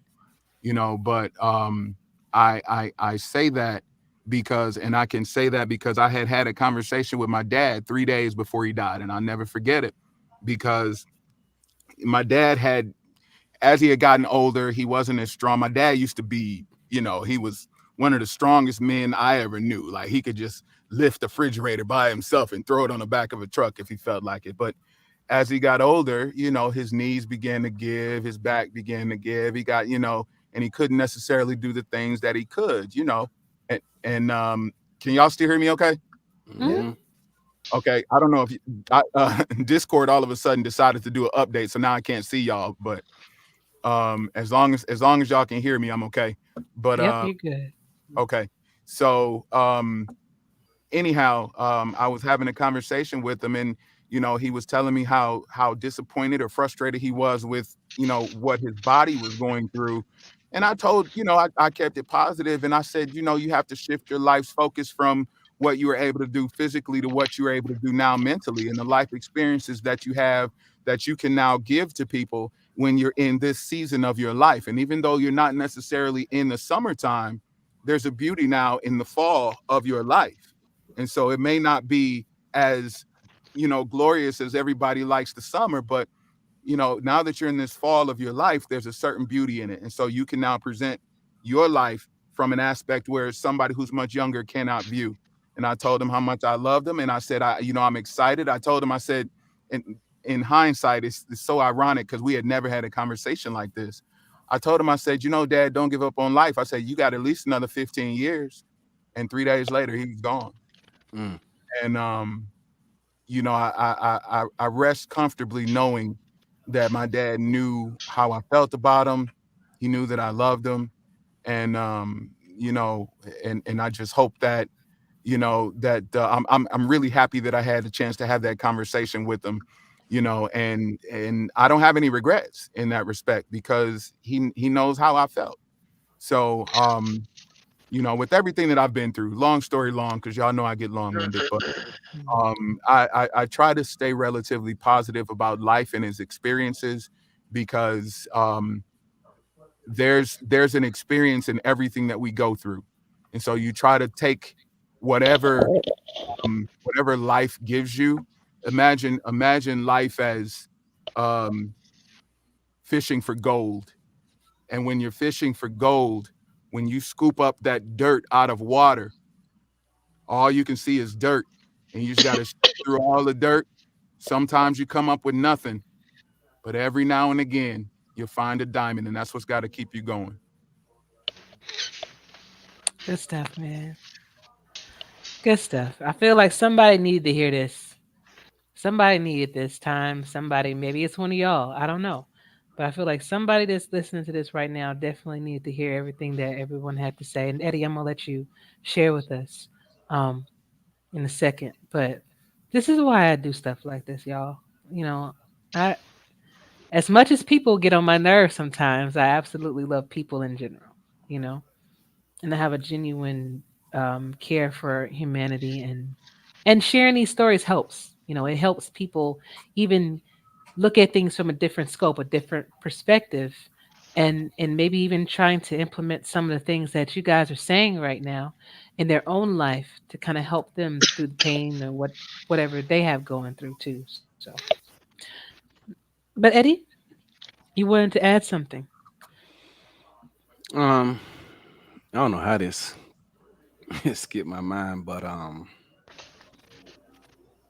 uh, some of y'all know this already, but um, in my early teenage years, up until the time I left for the military, um, I did some things I'm not necessarily proud of to provide for my family. We, before this happened, got evicted out of two separate places. Both times occurred during the Chicago winter. It was cold as fuck. And the first time it happened, I was too young to know what's going on. And I came home from school and I was like, Mama, why is our furniture outside? And she was like, Well, we moving. And I said, Well, moving where? And where's the truck at and all that? And she's like, Oh, they'll be here soon. Just hold on. And, she was just trying to comfort me and not put me through that stress of what was really happening. And, the second time it happened, I'm like, I, I, I was having a hard time dealing with it. And, up until the end, it's been many days in which my dad will watch us eat, but he wouldn't eat because we didn't have it. And even then, it wasn't the best of situations. And, oftentimes we had cereal with no milk, it would be water. And we would put sugar in the water and we called it sugar water. And that was our breakfast. Oftentimes our lunch was a free lunch we got at school, and we wouldn't eat again till dinner. And sometimes that was freaking like a can of beans or something. But at the time, I really didn't think much of it because I was younger, and many families, in that area went through that same struggle. So I thought it was just a thing. I'm on a podcast. And so, it wasn't until one day my dad put me in the car and I said, Where we going? He said, Don't worry about it. And we drove to the suburbs, and I'm like, Where the hell we at? And he said, and man, the streets was smooth and paved, and everything was just looking good. And he told me, he said, This is what I want you to work hard for. And I'm like, because before that, I'd never seen, I thought everybody lived the way we did. And so that was new to me. And but after that second time, we got put out, I said I gotta do something. And so I did what my dad told me not to do and did things to take care of us. And when my mom found out, she was pissed.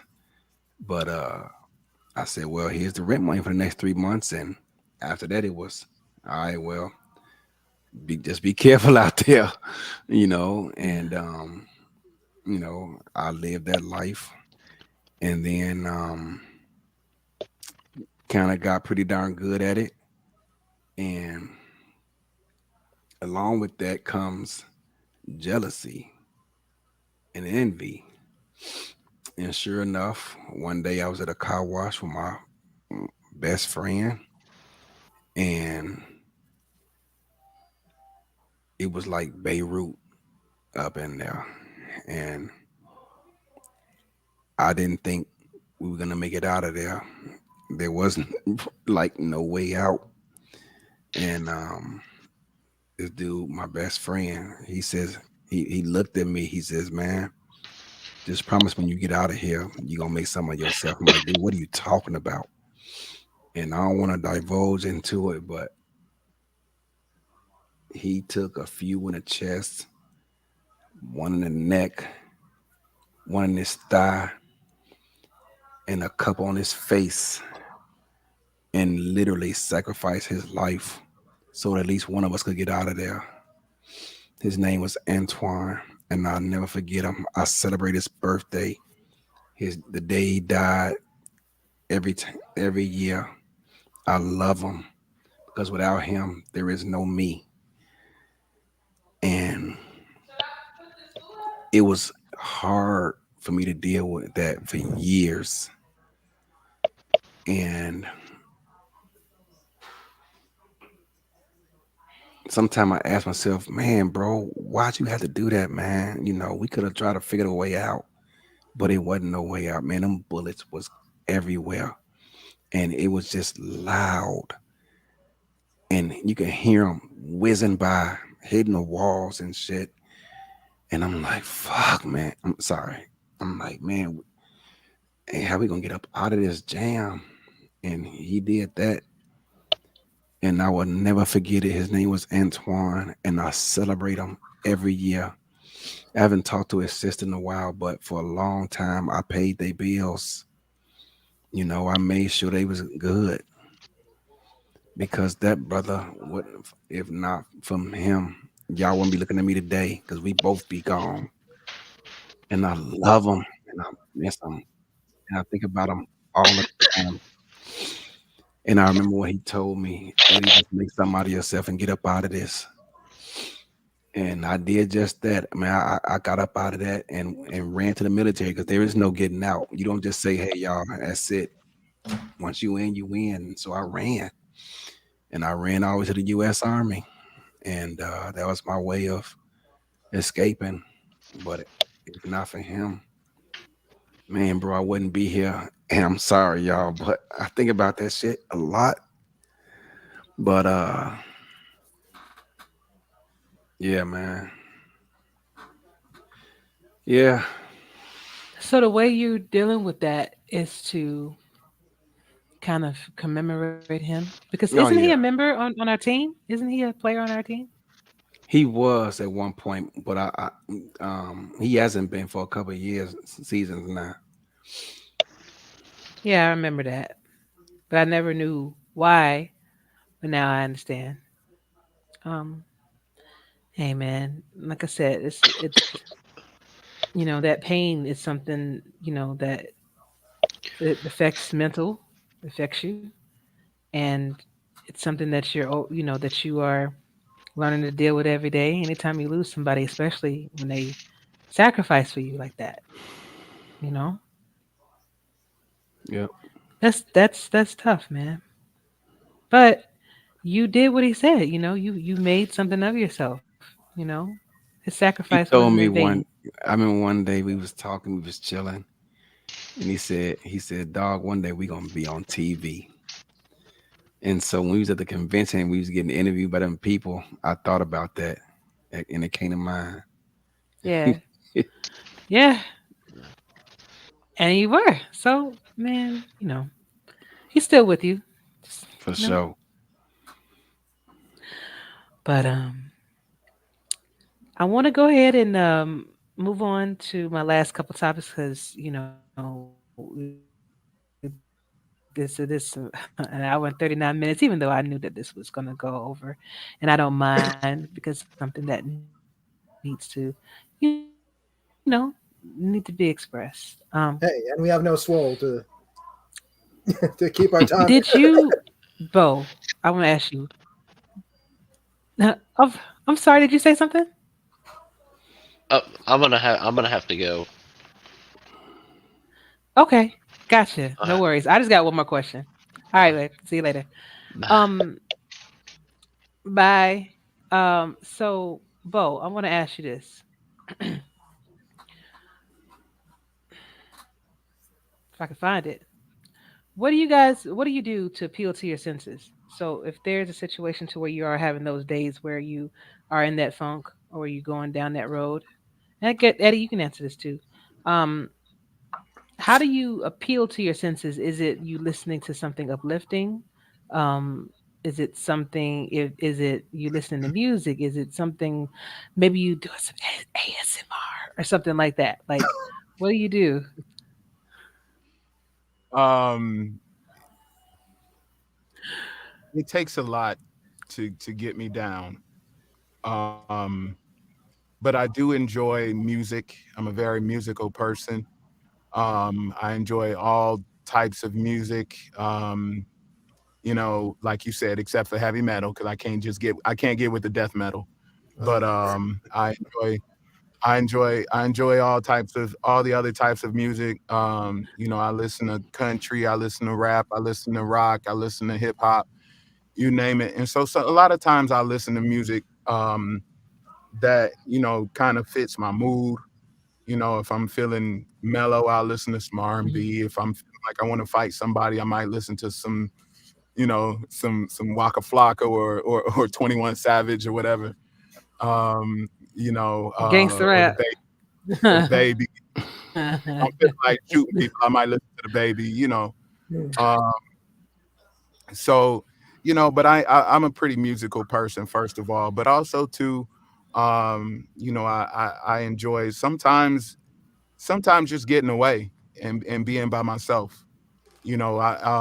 COVID taught me a lot about being by myself because I never was an introvert at all. I was always very extroverted, but COVID taught me a lot about being by myself, and so I learned to appreciate being alone, just spending time. Sometimes it might just be me and my dog, um, you know, and um, and that's why my wife didn't understand. My dog passed away a few months ago, and she didn't understand why I wanted to get another dog right away. And I'm like, well, sometimes there are things that my dog knew that nobody else in this planet knew because I was able to tell him, and I didn't have to worry about him telling anybody else. Or there was, pains or troubles or things that I was going through that I told him because I knew I could trust him. And he would look at me. I don't know if he understood it or not, but I was able to tell somebody something, and that was helpful for me. And so when he died, I had to get another. My dog is sitting literally right below me right now, on the floor. I got a new puppy, and she didn't understand why I had to get another puppy, but another dog. But it means something to me, because if I don't have anybody else, I have my dog. If everybody else in this world leaves me, my dog won't leave me.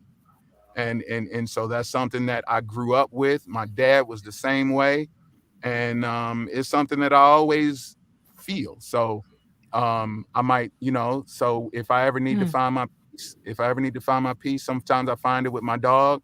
I find it in my music. I find it in talking to good friends or people that I trust. Sometimes I find it on a fishing creek by myself. Just different things. Sometimes find it by watching stupid. Or on a fishing boat where everybody just walking back and forth. Nah, I don't mess around with that. I, my feet from this point on are staying on the land when it comes to fishing. I don't mess around. I get on the cruise ship, but I ain't getting on nobody's fishing boat. Y'all not finna have me out there looking like Gilligan. Um, so but yeah, so that's pretty much what I do to find my peace. You know, Yeah. that's me.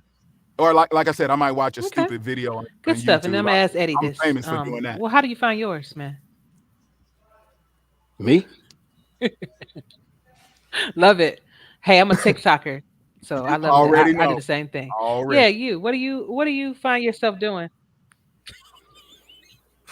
Um, it depends. Like Yeah, some of the Eddie. stuff, some of the stuff both talked about, I agree with. Sometimes I listen to music, depending on kind of mood I'm in, to get my mind right.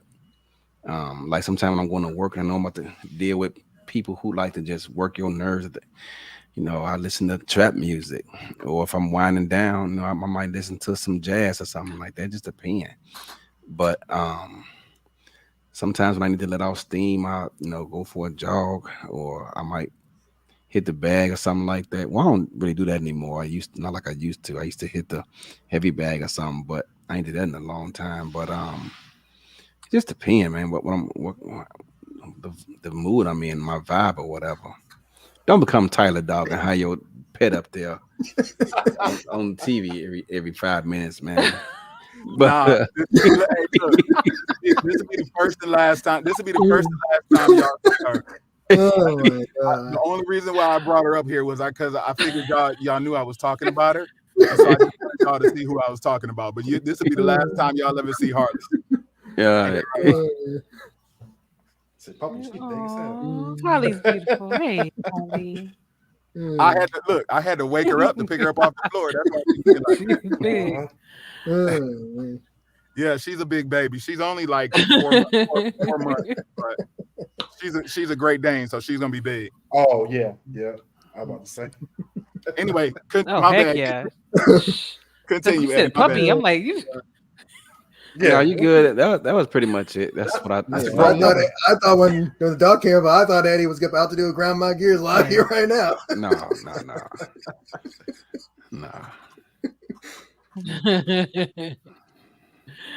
Oh man. Well, guys, this was a good talk. This was a really good session. I had a couple more points, but I think I'll save that for the off season when I do the show again, more than likely. I do get a lot of feedback. I do get a lot of people that actually request to have this show because it helps, and they feel like they can relate when they're hearing stories that may be similar to theirs, to their life experience, right? So I want to take the time out to thank all of you for being on here, for sharing your stories. I'm sad Diggy had to go, but I do understand with the babies he had to. But I want you guys to have the last word as far as, leaving somebody that may be listening with just some good advice on um, just in general about mental health and maybe how they can overcome an adversity that they may be going through in their life. And I will start with you first, Justin. Yeah, I was just about. I was gonna say if it's the SFL, if you have a problem, you could talk to your like a GM if your owner's not in the locker room. Talk to your GM and a DM. Like if somebody in Vegas was having a mental issue, I could just like DM me, or if you're on another team, just DM your general manager and see if they can help you out, and have a talk with them and see if they can help you out. That's the best way to do it if you're in the SFL.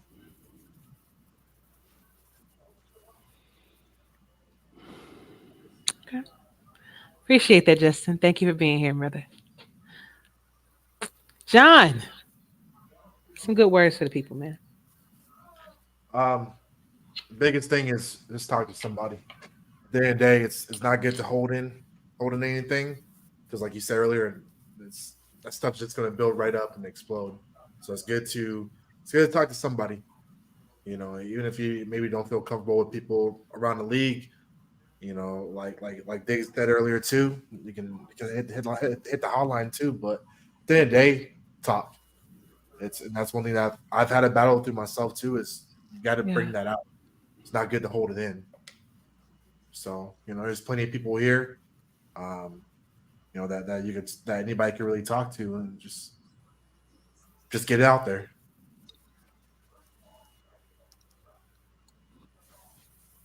Awesome, man. Thank you. Appreciate you, John.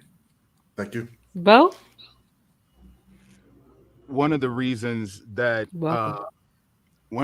Alamo City is so successful Oh and God. Oh, so, here we go. so popular. Here we go. Listen, Here we no. See, I'm trying to be serious, right? And y'all, Uh-huh. listen. Don't get mad at me because first of all, don't get mad at me because we 9-1. So Uh-oh. let's just be clear, all right? So, but that's not even where I was going. Y'all made me go there. Okay. So what I was saying was one of the reasons that Alamo City is so successful, and we are right. So I don't have a problem saying that. One of the reasons we are so successful and have been for such a very long time is because it's not about the SFL. We realized a long time ago that if you have good people, you will have a good team. Okay. And I think a lot of people still don't quite understand that. They fail to realize that it's about more than football. And one thing that my team knows about me is they know they can count on me. I don't care if you want to call me and talk about something that ain't got not a doggone thing to do with the SFL, right? They know they can reach out to me, and they know they can reach out to the other four owners on my team the same way. They know they can reach out to my GMs, right? As leaders, we take our leadership role seriously. I have and we take what we do, and we try to we really are a family, and we created that environment for our players, and they recognize it and they understand it and they appreciate that. Now, I'll say that about my SFL team, and that goes for anybody in the SFL period. I don't care whether you play for Alamo City or not.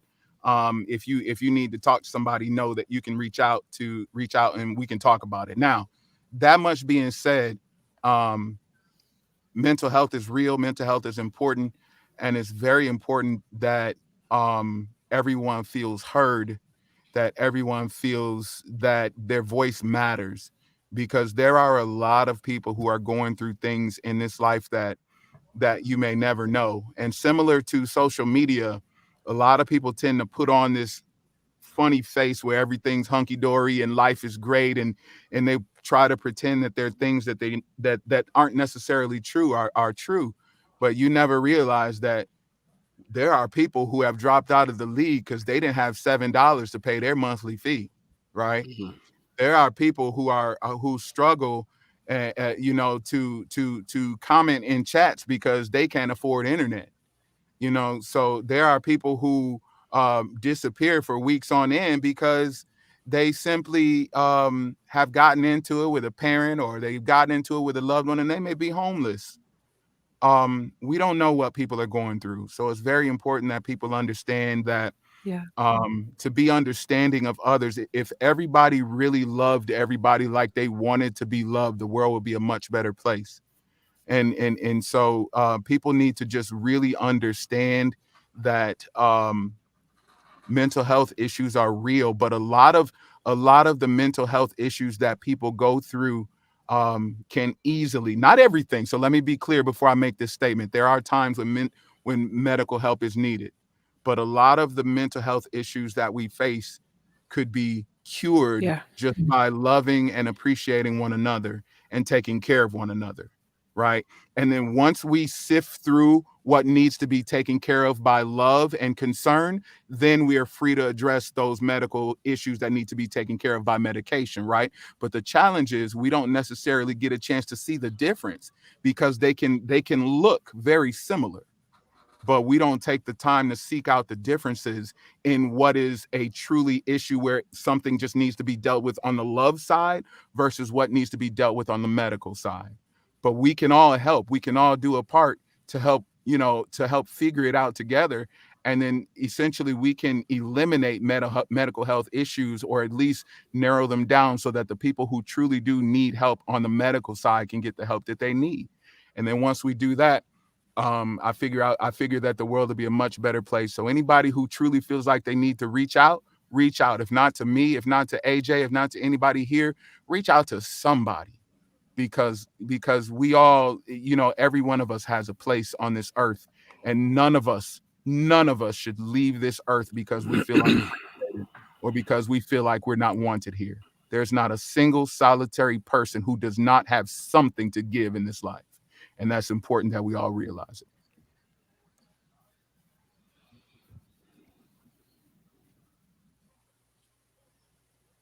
Thank you, Bo. That was beautiful.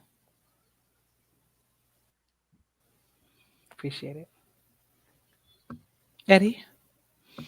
Um, I think it's refreshing that more people are starting to feel comfortable talking about mental health and addressing the importance of speaking out. You see a lot of athletes these days, and um,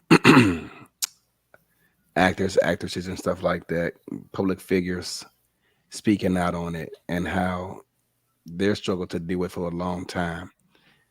But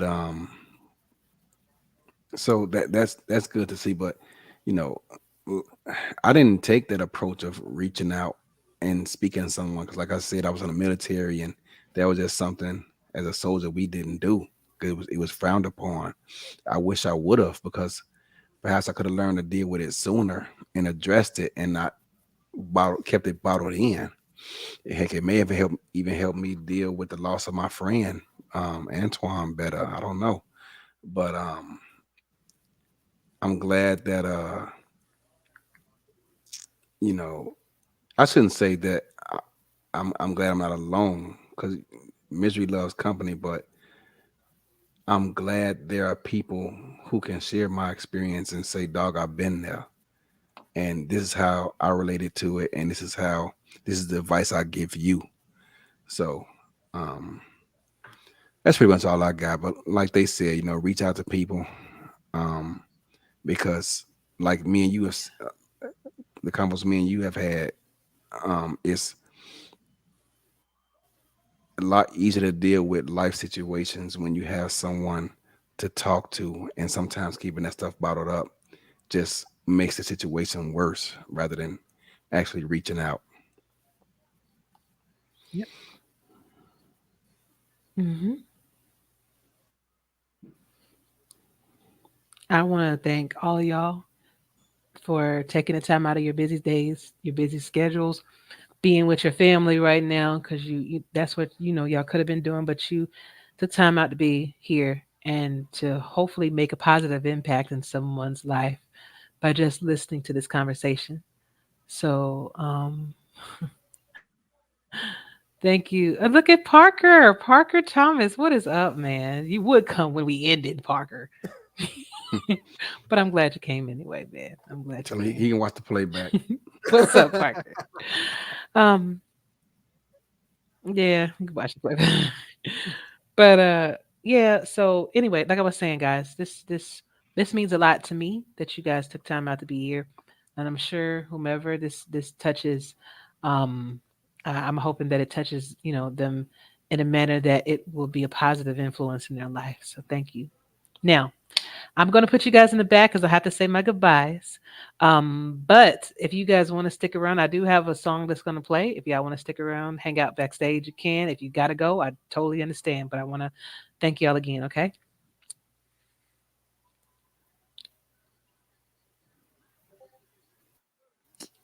Boom. I know.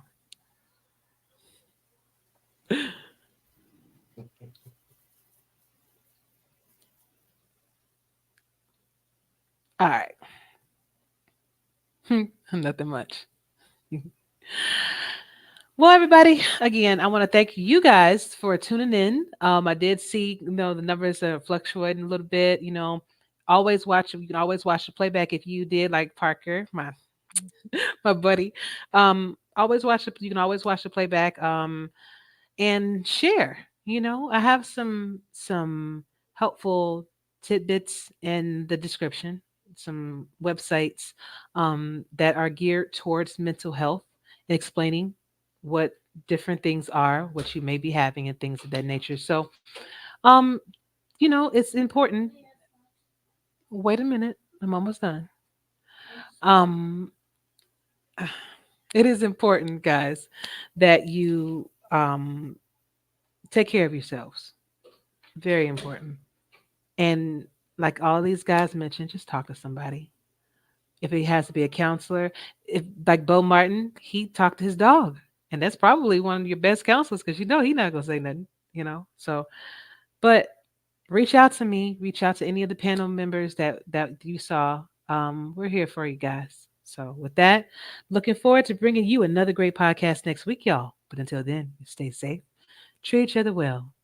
For Diggy, for Eddie, for Bo, for oh my gosh, there's so many. For John and for Justin. See you next week. Peace.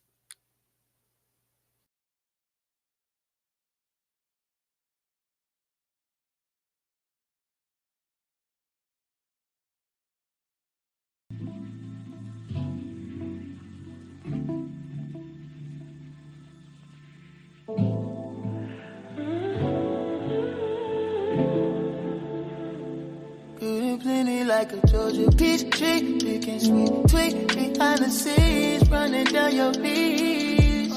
Water flooding me, feeling up to my teeth. I looked over to the left. I think we should let it rain tonight. No, I love it when we slip inside. Don't stop loving, got enough supply. Sleep, wake up and repeat. You'll get every little bit. You ain't never seen a drip like this. Heaven at your fingertips. Don't you let a minute slip. Just say you have me. Oh, taste and see. Hope you don't sleep on me. I got good and plenty. I've been all the spaces in between. It's magic when I taste you in the beam. An average day is spent all in the sheets. Emphatic when I tell you what you mean to me. Chemistry, intimate memories. Every time I give you all my energy. Emphasis, never sleep. Never sleep. Say you have me. Oh, taste and see. Hope you don't sleep on me. I got good and plenty. I've seen all this before in my mind. All I ask is take your sweet time. Roam around and see what you find. Long as I can call it mine. Oh, I can give you everything you dream about. Let me be the